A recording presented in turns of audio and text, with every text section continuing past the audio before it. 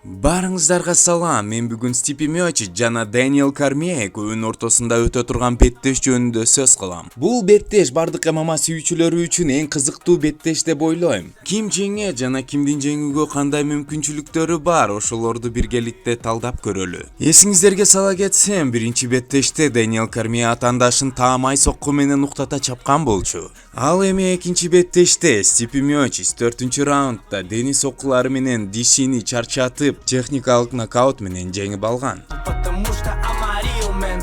Биринчиден хорватиялык оор салмактагы эң ийгиликтүү чемпион жөнүндө айтып кетсем, ал Кормьеге жолукканга чейин 6 ирет катарынан жеңип келаткан. Бразилиялык чемпион Фабрицио Вердумду уктата чаап, тактынан кулатып, Цыган Дос Сантос менен Алистер Оверимдин көзүндөгү чырагын өчүргөн. Жана ошондой эле камерундук жырткыч Фрэнсис Нганууга ММА боюнча сабак берип койгон.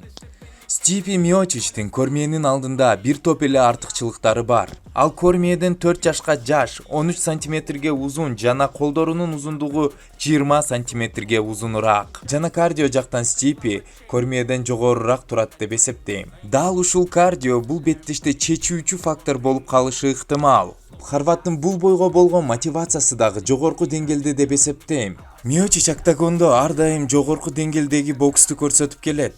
Бул беттеште да Миочич дистанцияны кармап, алыстан соккуларды узатып, дене жана баш соккуларын аралаштырып уруп, күрөштөн ийгиликтүү коргоно алса, жеңиш Миочичтики деп эсептейм. Анда эмесе хорваттын атаандашы Дэниел Диси Кормьеге кезекти берсек.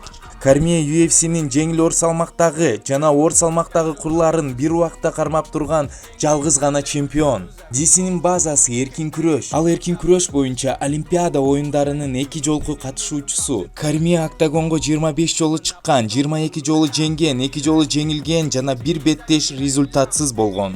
Карьерасын 40 жашка чыгып бүтүрөйүн деп атканда Стипиге жеңилип калып, пландарын кайрадан карап чыккан. Бул беттеш Диси үчүн акыркы беттеш болгондуктан мотивациясы жогорку деңгээлде болушу шарт.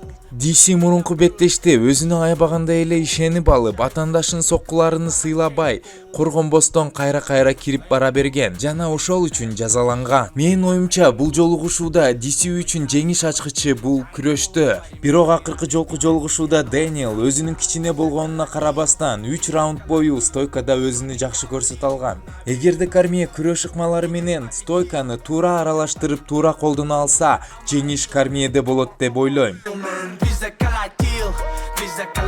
Бул беттеште канчалык Дэниел Кормьени жакшы көрбөйүн, бирок менин оюмча бул беттеште Стипи Миочич жеңет. Башында айтып өткөндөй, хорваттын кардио даярдыгы жогорку деңгээлде. Ошондуктан беттештин жарымынан кийин фаворит Стипи Миочич.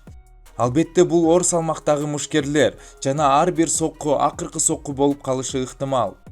Достор, сиздер бул беттеште ким жеңет деп ойлойсуздар? Өзүңүздөрдүн ой-пикирлериңиздерди жазып калтырыңыздар жана каналга катталыңыздар. Сиздер үчүн мындан ары даң пушка жаңылыктарды чыгарып турабыз. Аккуратно налегке, хасл каждый день, чтобы дома было береке. Мои братья, локо, ты ведь в курсе, я сияю в кроку, лако, музыка